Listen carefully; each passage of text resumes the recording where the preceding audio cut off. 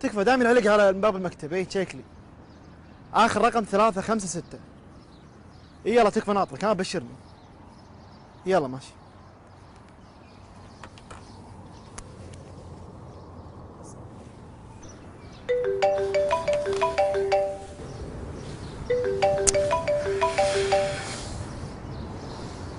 الو. هلا يمه. مشغول الحين مو وقته كلمي محمد انا مشغول. يلا يلا باي. ما اقدر يلا.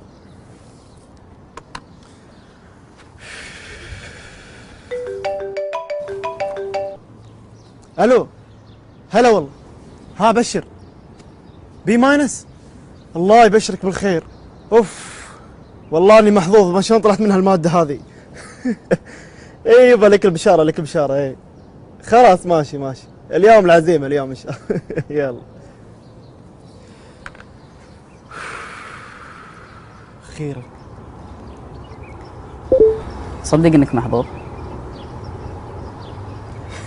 بخصوص الماده والله مو متصور شلون مشت معاي. يعني الشباب كلهم درسوا وشدوا حيلهم. انا قلت قبل الامتحان بساعتين يمكن على الماشي ومشت على البركه. عرفت شلون؟ والله بس انا ما اقصد هذا الموضوع. ليش تقصد؟ امك تدق عليك. إيه؟ تعرف يعني شنو امك تدق عليك؟ انا ودي لو اشوفها لو ثواني، فما بالك اسمع صوتها. تدري لو اسمع صوتها يمكن ما اسد التليفون، خليها تسولف ساعات. يمكن انت ما تحس باللي انا احس فيه الحين، بس لحظة راح تمر عليك، لحظة تفهم اللي انا قاعد اقصده الحين. وقتها ما راح تستانس ولا تفرح انك جبت بي بالمادة، بالعكس راح تفرح اللي دق عليك طلبات ما تخلص.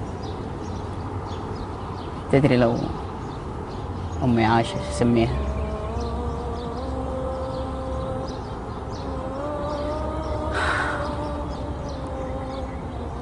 اسميها أغلى ما بالكون. ما أقدر أوصف لك شعوري أو شنو أقدر أسميها. الفرحة مو بالدرجة، الفرحة إن أمك دقت عليك. أنا بعطيك نصيحة واحدة بس. أنا عندي باب من أبواب الجنة تسكر، أنت لحق على بابك قبل لا تسكر، بعد عمر طويل إن شاء الله.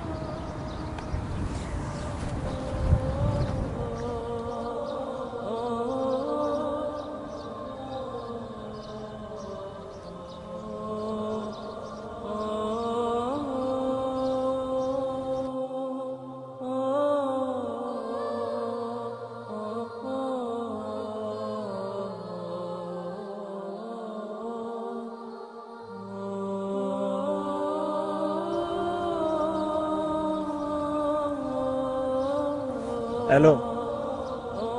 هلا يمه. اي امر ايش بغيتي؟